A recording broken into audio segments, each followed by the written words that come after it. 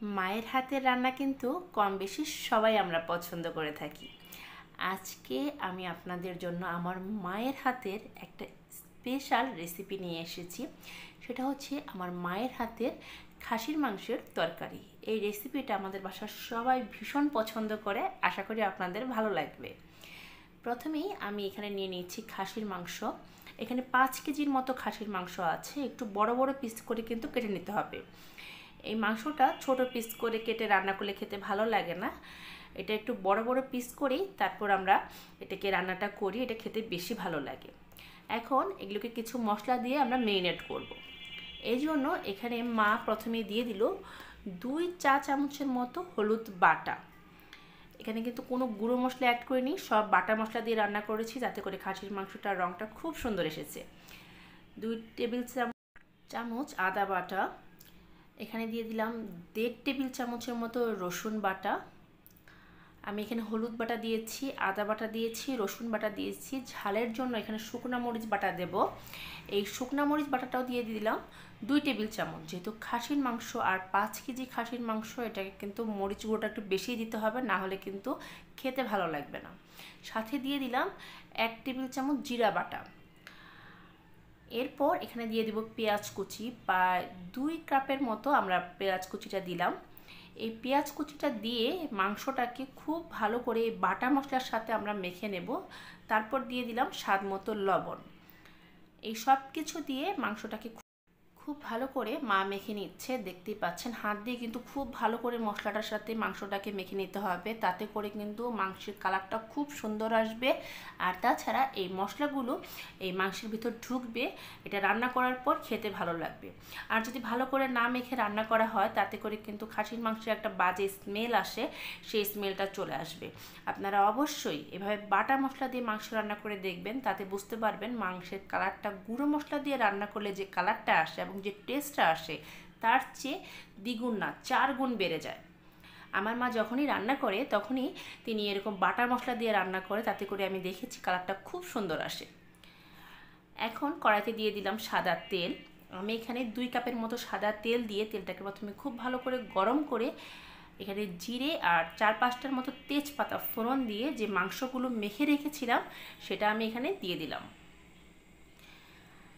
এই খাসির মাংসের রেসিপিটা আমি দেখেছি আমাদের বাসায় যখনই রান্না করে, মা রান্না করে, এবং মা যখনই রান্না করে গুঁড়ো মশলা তিনি ব্যবহার করেন না, এরকম বাটা মশলা দিয়ে মাংসটাকে খুব ভালো করে মেখে তারপর উনি রান্নাটা করেন। এতে করে মাংসের কালারটা দেখতে দুর্দান্ত হয়। আমরা অনেক সময় বিয়ে বাড়িতে গিয়ে খেলে পরে মাংসের যে কালারটা আসে, ঠিক সেই কালারটা কিন্তু চলে আসে। আপনারা আমার মায়ের এই রেসিপিটা দেখে একবার হলো বাসায় এইভাবে খাসির মাংস রান্না করে দেখবেন, তাহলে আপনারা বুঝতে পারবেন কালারটা কতটা সুন্দর আসে এবং খেতেও কিন্তু ভীষণ ভালো লাগে। এখন এই তেলের সাথে মাংসটাকে খুব ভালো করে কষিয়ে নেওয়া হচ্ছে। আমার এই রেসিপিগুলো যদি আপনাদের ভালো লেগে থাকে, তাহলে আমার চ্যানেলটা সাবস্ক্রাইব করে পাশে থাকা বেল আইকনটা বাজিয়ে দেবেন। আমি যখনই আমার চ্যানেলে এরকম নতুন কোনো রেসিপি আপলোড করব, আপনি সবার আগে নোটিফিকেশন পেয়ে যাবেন। দেখুন, মাংসটাকে কিন্তু খুব ভালো করে চামচ দিয়ে কষিয়ে নেওয়া হচ্ছে। খাসির মাংস দিয়ে কিন্তু অনেক জল ওঠে, অর্থাৎ এই মাংস থেকে যে জলটা বের হবে সেই জল দিয়ে কিন্তু মাংসটাকে মা সিদ্ধ করে ফেলবে। এই খাসির মাংসটা কচি খাসির মাংস ছিল, এই জন্য সিদ্ধ হতে খুব একটা বেশি সময় লাগেনি। আপনারা যদি দেখেন যে মাংসের জলে মাংসটা সিদ্ধ হয়ে গেছে, সেই ক্ষেত্রে এক্সট্রা করে কোনো জল আর আপনারা অ্যাড করবেন না ঝোলের জন্য। আর যদি দেখেন যে না, আপনাদের মাংসটা একটু বাড়তি ছিল বা ঝোলটা দেওয়ার পরও দেখতে পাচ্ছেন যে মাংসটা ঠিকমতো সিদ্ধ হয়নি, সেই ক্ষেত্রে অবশ্যই এখানে একটু ঝোল অ্যাড করে দেবেন।